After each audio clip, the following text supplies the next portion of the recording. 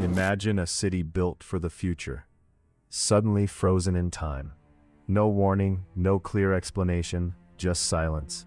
This is Chernobyl, not just a disaster, but a chain of human decisions that changed the world forever. Most people think they already know the story. A nuclear reactor explodes, radiation spreads, people evacuate. But that's only the surface. The real story is deeper and much more uncomfortable. Because Chernobyl wasn't just an accident, it was a system failure, a mix of flawed design, human error, and political pressure. And what's even more surprising, many of the conditions that led to it still exist today, just in different forms. So in the next few minutes, I'll break down what actually happened, why it happened, and what it teaches us about risk, power, and truth. Let's start with the night of April 26, 1986. At reactor number 4, engineers were running a safety test.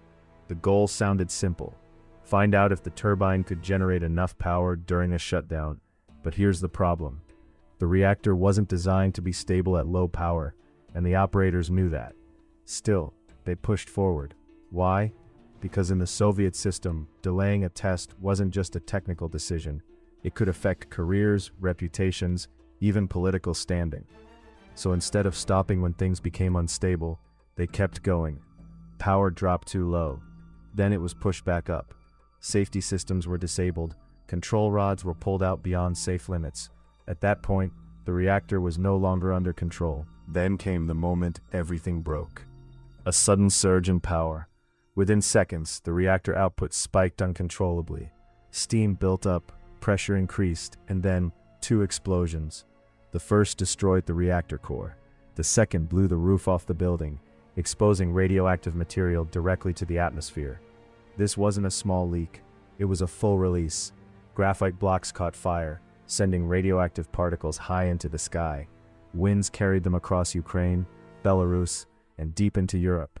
But here's the shocking part. Many people nearby had no idea what had happened. There was no immediate evacuation, no clear warning, just confusion and invisible danger. In the hours after the explosion, firefighters arrived. They didn't know they were walking into extreme radiation. No proper protection, no clear briefing. They climbed onto the roof, trying to extinguish fires made of radioactive graphite. Many of them would later die from acute radiation sickness. This is one of the most tragic parts of Chernobyl. Not just the explosion, but the lack of information. Because the system was built to avoid panic, not to tell the truth. And that delay made everything worse. People in nearby Pripyat continued their normal lives the next day. Children played outside, families went shopping, while radiation levels were already dangerously high. The evacuation finally began almost 36 hours later. Buses arrived and residents were told to leave temporarily. Just a few days, they said. They never came back. Pripyat became a ghost city overnight. Apartments left as they were, toys still on the floor, food still on tables, but the impact didn't stop there. Radiation spread far beyond the exclusion zone. Contaminated food, water, and soil affected millions.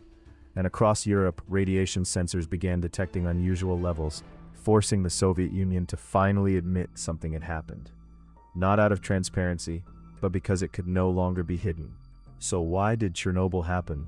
There are 3 main reasons. First, reactor design. The RBMK reactor had a critical flaw. It became more unstable at low power, exactly the condition during the test. Second, human error. Operators ignored safety protocols and disabled critical systems. But the third reason is the most important. The system itself, a culture where questioning decisions was discouraged, where meeting expectations mattered more than stopping a risky process. Chernobyl wasn't just a technical failure, it was a failure of communication and accountability. And that's what makes it so relevant even today. Because disasters like this don't start with explosions, they start with small compromises. A decision to continue instead of stop. A warning ignored. A system that rewards compliance over critical thinking. Chernobyl is an extreme example, but the pattern is universal.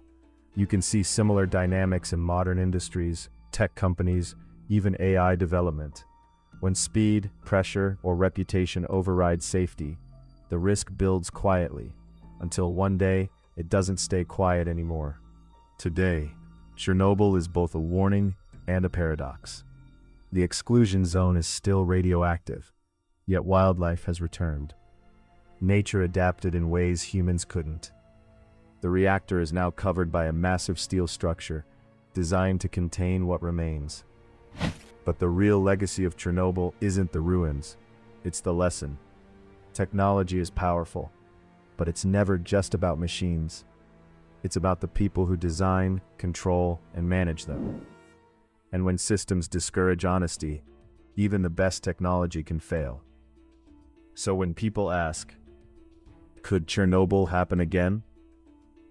The answer is complicated. Not in the exact same way. Reactor designs and safety systems have improved, but the deeper causes, human pressure, flawed decisions, lack of transparency, those haven't disappeared.